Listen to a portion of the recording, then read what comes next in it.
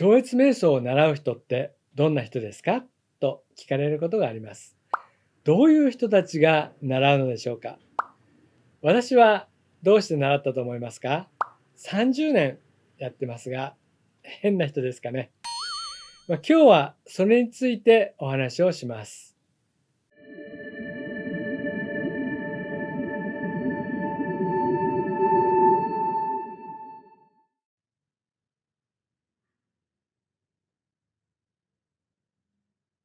あなたの人生は幸福ですか？生き生きと過ごしていますか？こんにちは。マハリス総合教育研究所群馬オフィスで超越瞑想を教えている森正也です。超越瞑想を習う人ってどんな人だろうと思うことってありますか？このチャンネルを初めてご覧になった方で、超越瞑想についてよくわからないという方もいらっしゃるかもしれません。それでも何かの参考にしていただければと思います。ちなみに今日の話は私が教えた方々や知り合いの人たちなどの話で、他の瞑想センターの状況はよくわかりません。また世界100カ国以上で超越瞑想は教えられていますので、他の国のこともよくわかりません。私が関わった人の話というとかなり狭い範囲なので、他の事例などありましたらぜひコメント欄などで教えていただければと思います。そしてもしよければチャンネル登録やいいねをしていただけると嬉しいです。さて、では話を続けましょう。どういう人が超越瞑想を習うのかということですが、会社などで導入している場合と自分から進んで習った人というのがあって、今回の動画では自分から進んで習った人ですね。その中でも先輩に勧められたとか尊敬している人が瞑想しているからという理由もあると思います。あるいはいろいろな瞑想を調べているうちにたどり着いたという人もいます。また超越瞑想は昔から聞いたことがあったけど突然やってみたくなったということもあります。あなたはいかがですか？超越瞑想に期待することがあって学ぶわけですが、だいたい大きく分けると3つの理由があるかなと思います。それとその他にも少しありますので、合わせて紹介しましょう。まずは自分を変えたいということですね。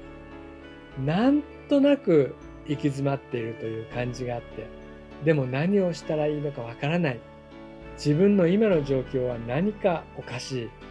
い。もっと生き生きと人生を過ごしたいという希望を持っている人が相談に来たりします。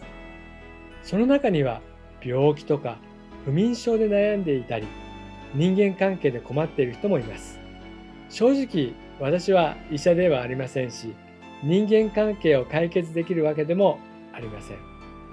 病気についてはお医者さんに相談していただいて、人間関係については話を聞いてあげることぐらいはできます。私にできることは超越瞑想を教えることです。超越瞑想は500以上の科学的な研究データが示す通り、いろいろな効果があります。それがあなたの問題を解決するきっかけになるかもしれません。あるいは問題を問題と感じないというか、気にならなくなることもあるかもしれません。問題を別の方法で解決するとか、違うレベルから解決策を考えるということがあって、超越瞑想によってそういうきっかけになることがあります。超越瞑想でよく言われるんですが、暗闇を解決するのは光という言葉があります。少し短い例え話をしますね。暗い部屋で何人かの人たちが集まって話をしている状態を思い浮かべていただけますか？部屋が暗くて何も見えないよ。どうしようと言っています。解決策として、まずは動作をゆっくりとして誰かに当たらないようにするというルールを決めようとか、まずこの部屋の大きさを手探りで測ってみようとか、いろいろとこの状況でうまくやっていくための話し合いが始まります。そんな時にパチッという音がして電気がつきます。あんたたちこんな暗い部屋で何やってんのと言われて見てみると、その人は部屋の電灯のスイッチを入れてこちらを見ています。そうです。みんなでいろいろとあれこれと解決方法を相談していたのですが、実は電灯のスイッチ一つで解決です。これは何の例え話かと言いますと、問題はそのレベルでは解決できない時があるということです。小学生だけで話し合っているよりも、中学生に聞いた方がいいという場合もあります。暗闇のレベルでは解決できないということであれば、そこに光を持ってくればいいということです。話が戻りますが、超越瞑想を学びたいという人の中には、自分で解決できないことがあって、それを解決する手段として学びにいらっしゃることがあります。瞑想がきっかけになって何か視点が変わったり、違う解決方法が生まれたりと、そういうことに期待をする感じですね。はい、では次です。どんな人が超越瞑想を学ぶのか。それはもっと力をつけたいとか、自分を超えたいという人ですね。先ほどの話と少し似ているんですが、先ほどの場合は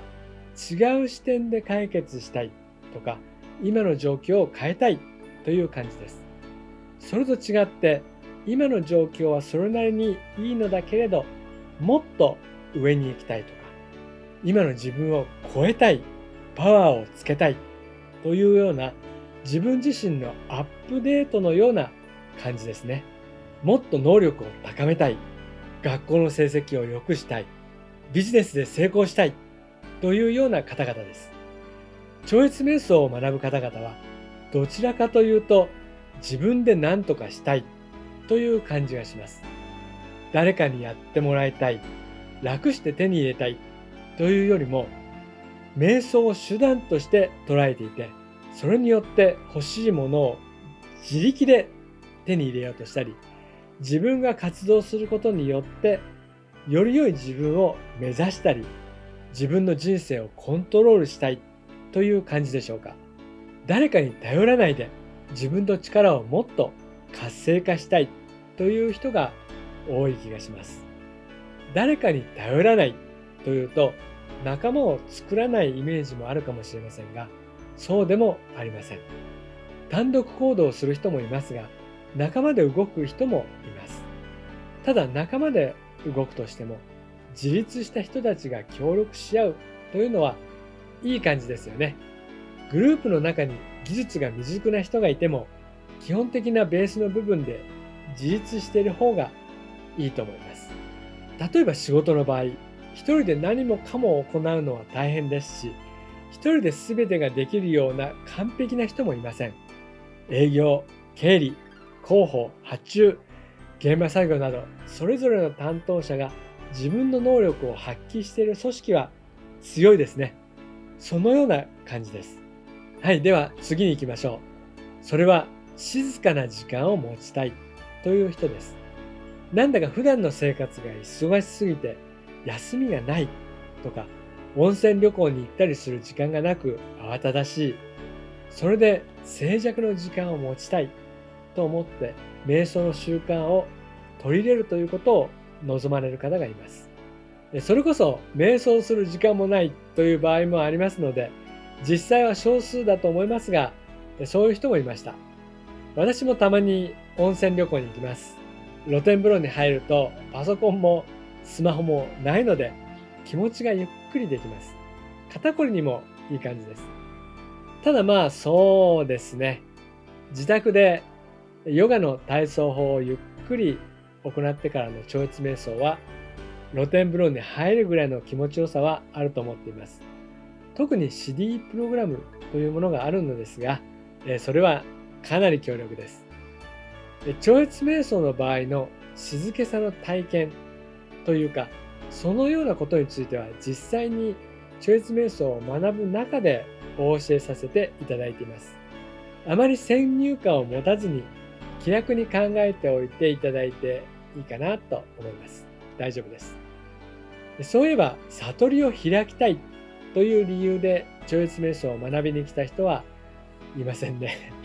もしかすると恥ずかしくて言っていないだけかもしれません。ただこれについては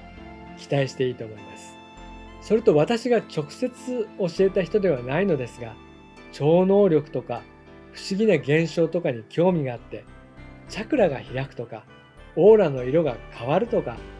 そういう期待を持って超越瞑想を習う人もいるようです。私はその辺の話は一時的に興味を持ったこともありますが、よくわからないので今は特に考えていないです。私のところで学んだ方々は、誰かに勧められたとか、知り合いが超越瞑想を学んで変わったという人が圧倒的に多いです。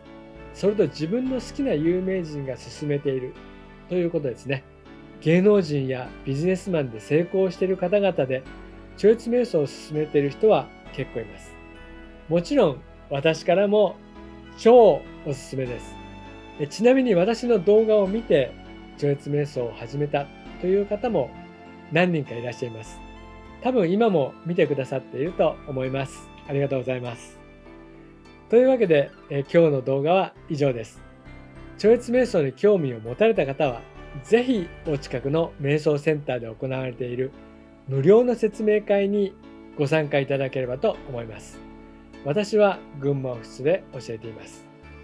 今日も動画をご視聴いただき感謝いたします。ありがとうございました。